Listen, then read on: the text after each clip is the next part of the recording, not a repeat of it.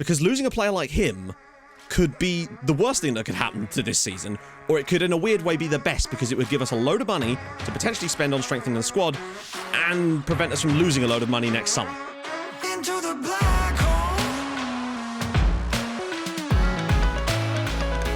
Sing for my soul. Hi guys, and welcome back to another episode of Sunshine on Leyth. If you're still enjoying the save, drop a like on the video. That would be tremendous. So, this is our new striker, Aryan Kalantari, who is English. I don't know if he has dual nationality. I probably should check that. But I think he's relatively solid. Now, the main reason for bringing this guy in was because, as people said, we were really lacking if we got an injury to Wakeling or Thomas. We really only had Harry Hammett, and he is not I don't think he's even good enough at the National League, really. So there's that. But in addition to that, literally, the moment I signed this guy, Burton Albion came in with a bid for Jacob Wakeling. And this could be an ongoing problem for us over the next week, because I don't know if we're going to be able to hang on, and even if it's the best idea to hang on. But more on that in a sec. No dual nationalities either for Kalantari, which is at least, I guess, something, because it means there's no chance of him getting called up for an obscure national team and screwing us on the wage clause. Otherwise, his wages would go up to like £400 a week, and that's still not really that bad, to be honest, but still. I think we'll struggle to stay up this year. Where can I put my money on a playoff push?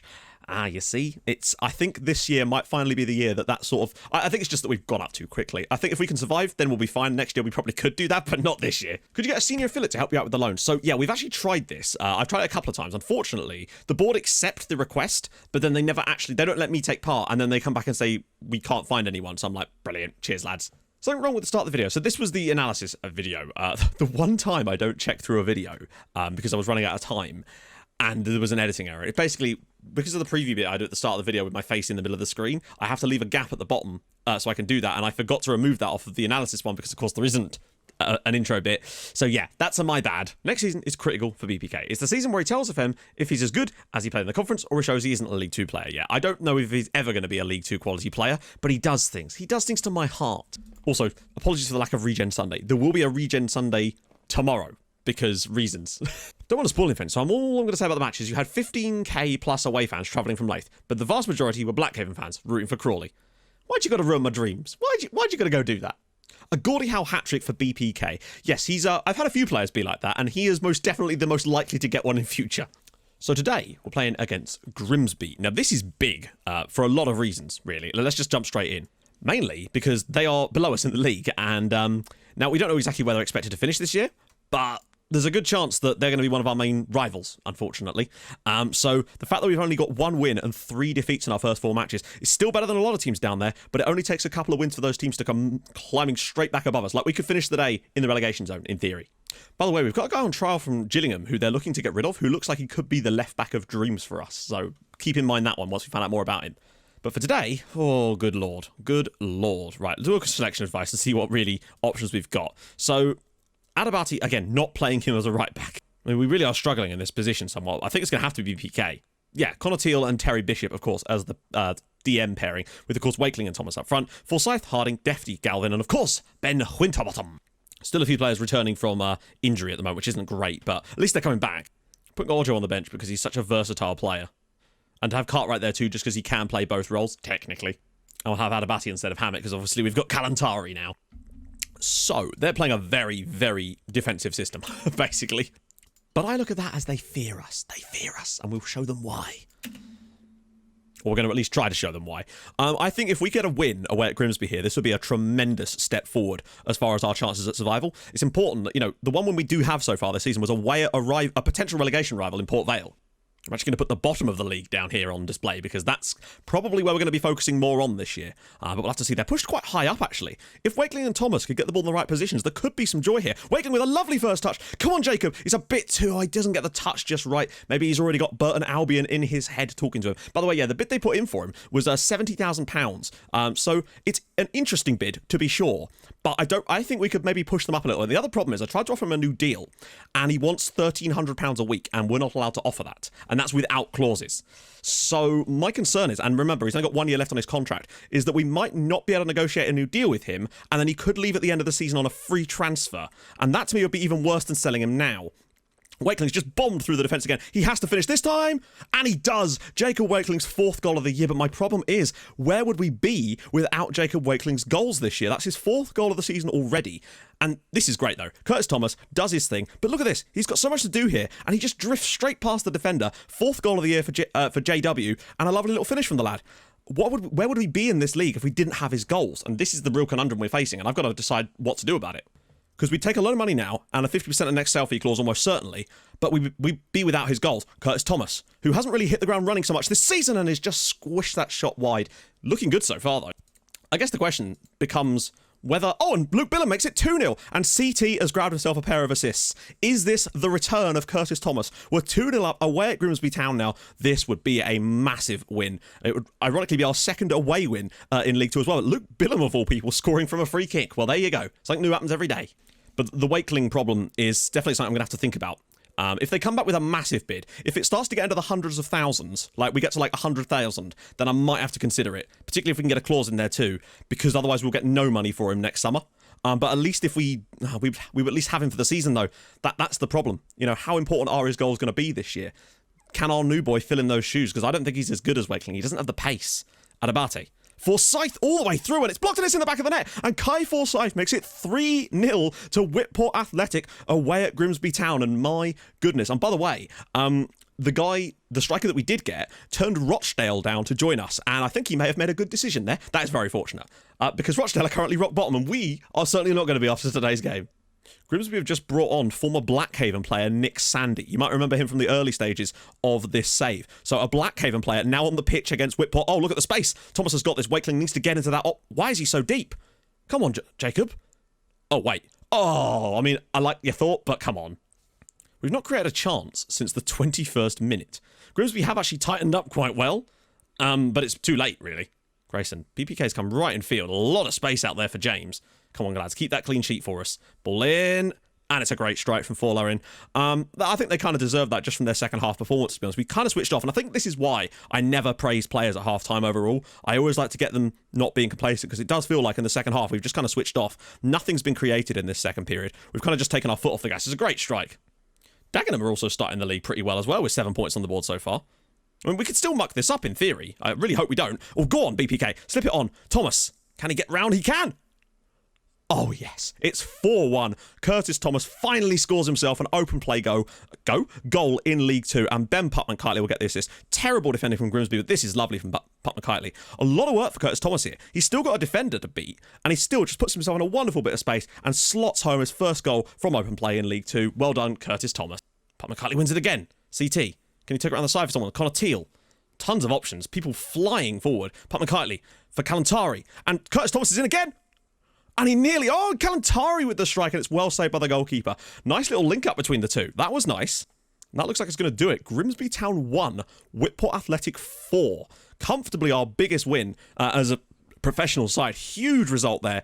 First half was sensational for us. In the second half, we definitely, came off the rails a little bit. Curtis Thomas, man of the match performance from the lad. 2 assists and a goal. I quite liked what Kalantari did when he came on. That teamwork could really help him playing up front with Curtis Thomas. So interesting times ahead. Right, few games off camera. Come back in a minute. We will have to see if Jacob Wakeling is still here. That's the big question, though. Because losing a player like him could be the worst thing that could happen to this season, or it could in a weird way be the best, because it would give us a load of money to potentially spend on strengthening the squad and prevent us from losing a load of money next summer. Right then, we're back, and in the next game, a bit of a mix-up in the defence. Literally right before half-time, Wakeling was able to drift out wide, dink a ball up, and there was Curtis Thomas to give us a lead. I think it might even be our first home goal in the league, to give us the lead against Tranmere. Unfortunately, we were not able to hang on. Frustrating. I thought we were finally going to get our first home win. The ball is badly cleared. I mean, it's not even the worst clearance, but look at this for a strike from Mayer. Just absolutely rockets one in. 1-1. Frustrating. We then immediately had to play them again, this time in the Struffy Trevor no one cares about. Unfortunately, bad goalkeeping led Barry Smith to put them 1-0 up, and then they won a penalty in the second half, made it 2-0. We actually played really well, probably deserved something, but did not get it. We just cannot seem to put the ball in the net at home, no matter how many chances we get. It's very strange. And in addition to that, Burton never came back in for Jacob Wakeling, so he is going to be here for the full season. Concerning that we may lose him at the end of it on a completely free transfer, but they never came back for him. We then put in the greatest performance in the club's history. Michael Lee, the new boy, who I have now signed permanently, put the ball through to Curtis Thomas after 8 minutes. A relatively weak shot, let in by the Forest Green goalkeeper. Basically, everything we touched turned to gold. It's all those chances we've missed seem to just bounce back in this one game. Lovely ball here from Wakeling to the on-running Connor Teal, of all people, busting himself forward from midfield. And again, relatively poor goalkeeping from the Forest Green keeper. Great finish there from Connor Teal, made it 2-0. Then just before half-time, Pup McKightley again caught the ball on the break. They were so vulnerable to these breakaways. Wakeling was able to just bust past the defender, get himself into a great bit of spot, and make it 3-0 before half-time, away at second in the league, Forest Green. And in the second half, things just went from bad to worse for Forest Green. They could not seem to clear the ball a lot of the time, and it just allowed tons of spaces. Pup McKightley knocks it down, and there, Curtis Thomas just took over in the second half to make it 4-0. Then things got even worse. We made some substitutions. Terrible defending there, and Kalantari this time was able to get the ball out on the left-hand side, whips it across. Curtis Thomas, full volley, completes his first ever hat-trick in League 2. He's back, boys. But we weren't quite done with them yet, because once again, they just weren't pressing us enough in the midfield, allowing us so much space. Pup McKightley this time knocks it off to Adabati, ball over the top. There's Curtis Thomas in there again, volleyed again into the back of the net for his 4th. And then, I mean, things just started to get silly then. Adabati rolls it along the line, deftly whips it across, and there was Kalantari to score his first goal for the club to give us a 7-0 victory away at Forest Green, who were playing in Yeovil for some reason. I've never seen anything like it. 7-0 away from home. It's just one of those games that you have once every 10 seasons on FM, where everything you touch turns in, and we were spectacular. So naturally, we're built on that. Not. Wakeling whips the ball across here to Pup McKightley. Sorry, eventually the ball comes to Pup McKightley. It's a relatively tame effort, and the goalkeeper just lets it squirm through his arms to give us a 1-0 lead over Gillingham. I thought, finally, a home win is on the cards. No, it wasn't, unfortunately. 13 minutes in. This is just a good goal from Gillingham, to be fair. We don't defend this well enough. Michael Lee slams himself in there, doesn't get there. He goes past about 3 people, knocks it to the near post, and there was Brandon Hanlon. Some of you might remember him from my other saves. And then annoyingly, in the 69th minute, or 70th, I guess, nice, the ball was out on the right-hand side. I think we deserved more than a defeat in this game, to be honest. Ball was whipped across. It's a relatively, the goalkeeper's just bundled it into his own net there, went to bottom. Horrendous play, and we lose another home match. So all of that leaves us 12th in the league. It's still not the end of the world. We are currently sitting 7 points above the drop zone. A lot of teams below us have games in hand, so I expect us to slide slightly more. But all in all, I mean, CT's top scorer in the league with 7 goals in 8 games. He's just come out of nowhere. Now that he's found his form, he's just on it every single time. It's brilliant. But, yeah, we've not won a home game yet so far this season, and we've managed to get 3 away wins so far. All 3 of our wins have come on the road. This is he. We had him on a trial from Gillingham. I didn't know what his crossing was going to be like, as I showed you, but actually, he's pretty bloody good. Crossing of 10, dribbling of 14, good aggression, great work rate, great bravery, decent acceleration, excellent pace, decent agility, good stamina, all the things I want from a player on that side. Now, I've played him at left back a couple of times, but you'll see the thing is, poor tackling, poor marking, poor heading. So really, what he is a winger in disguise. He is basically the ultimate winger of a Pup McKightley style on that left-hand side. And I think really to get the most out of this position style we use, we basically need to be converting wing-backs to be wingers because they have slightly better defensive attributes. So, changes around, obviously, loads of this stuff. I'm going to start Michael Lee at left-back, on left wing today and get Ryan Galvin back in and give Luke Billam a little rest. I want to see what Lee can actually do there. Now, obviously, he's not fully after the role, but we'll obviously be training him in certain areas to try to improve him. And by playing him there is the best way to get that. Teal and Bishop, again, I'll swap them over because Bishop's actually played really quite well lately, putting some solid performances. Teal's been spectacularly good as well. Adabati, of course, will not play on the right-hand side. Pup McKightley will play in. But Forsyth actually had a poor start of the year for a defender. He's had some mistakes in games. So on the bench, we'll get Ojo in. We'll get Dion George on instead of Hammett as well. And that will probably do. Very, very impressed with the way we've played so far in a lot of our away games. And obviously the Forest Green one is just a crazy performance. We've just got to, the fact is, we could literally survive if we just get a few more away wins in the way that we are playing. So our goal difference is fantastic. That's the one thing that could keep us up this year if we really do start to struggle at some point. Come on. So, we've scored a couple more goals at home lately. One of the big issues for me is our home performances seem to have really lacked finishing ability. For whatever reason, we've been struggling to put the ball in the net in the home games. The chances have been there. We just haven't scored them. It's really, really strange. Thomas doesn't flick it down, but it doesn't matter because Bishop's got it. Pup McKightley into the channel for Thomas. Oh, and a good save by Trott, but again, Thomas is making all sorts of fancy runs. We're doing okay with the ball, weirdly.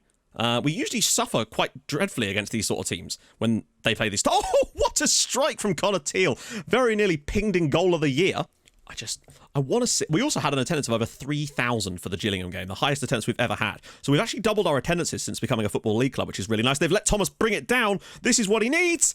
And it's a great block again from the Wimbledon defenders. We've played well again today. I just want to see the fans. The fans need to see our first ever home victory in the Football League. And the fact that I was surprised. I figured if we were going to get it, it would come at home. But to already have 3 victories on the road by scoring 13 times as well. We're just not scoring enough goals at home. And now Weeks is through, and it's poor goalkeeping again. And Gethin Weeks gives Wimbledon the lead with their first shot on target. Winterbottom's not covered himself in glory there. I thought we'd upgraded on Luke O'Reilly, and I still believe that we kind of have. But we've had a few goalkeeping mistakes now that have cost us. This is bad defending from us, to be fair. It's 2-on-2 here. It deflects into the path of Weeks. It's a tight one. Like, it's a tough one for him to keep. I'd have been amazed if he kept it out, but he got a hand to it. Maybe should have been stronger. Michael Lee does appear to be struggling a little bit, and I think it's going to take him a little while to... Oh, my goodness, it's 2-0. Thomas Mantelos scores for Wimbledon, and now we're 2-0 down at home to them. I don't know what it is. Very even game again. Don't take our chances. Concede from a set piece, and we just... I don't know what. I really don't know. It's a very strange one. There's enough players there to be like, how is he not offside there, by the way? Like, if he wasn't offside... If he wasn't in an offside position, then fair enough. He's standing in an offside position the whole way through. It's headed by Mantelos. How is he not interfering with the goalkeeper there? He's literally in the way of the... He even tries to win the header. How is that not interfering? Okay. But maybe there's one back here. Can Curtis Thomas put one on the plate for someone he can't? But Harding scores! Will Harding's first goal for the club. That's such a nice moment. He's got us a goal back here with 15 minutes to go at home to Wimbledon. That would have been the equaliser as well, had it not been for that other goal. Lovely ball in from Curtis Thomas. Bit of fortune the way this ball bounces around at the back post here. But Harding, this is not an easy finish with his right foot. Finds the gap. First goal for the club. Beautiful. Well played, Will. And no, it looks like yet again we're going to succumb to a narrow defeat in a home game. Unless Curtis Thomas picks it up. Can he take on the defender? He actually might. No, he doesn't. And it's Whitport 1, AFC Wimbledon 2. Again, I think we played well enough to earn something out of that match. And I don't think that Mantelos' goal should have stood. He's in an offside position where the header is made. Well, not he. The other guy is. And more importantly, he tries to win the header. How is that not interfering with play? I don't know. I think we should have got to point out that one. But 3,128 fans inside Castle Park is a good sign. But another home defeat. A frustrating one as we drop down to 15th in the league. Still 6 points above the drop zone, though, which is the main thing. So nevertheless, a frustrating one as 2 consecutive home defeats of 2-1. We'll have to figure something out. Next up, though, it's away at AFC Fylde. Away! We love away! Away is the best place! And I'm not sure what we'll do in the next game after that, but we're going to come back for Fylde. Hopefully we can grab ourselves another away win, because that's just what we do, apparently. So, if you've enjoyed this episode, and I hope you have, drop a like on the video. That'd be superb. If you're new to the channel, subscribe. That'll be delicious as well. I'll stream on Twitch Tuesdays, Thursdays, and usually Sundays as well from 11 a.m, so go follow over there too. And I'll see you guys very, very soon. Hopefully we can start to turn this around a little bit, but remember, we're not expecting big things this year, and we're still doing all right. So I'll see you guys soon. Thank you so much for watching. Bye-bye. Hold on, capybara. Bye-bye.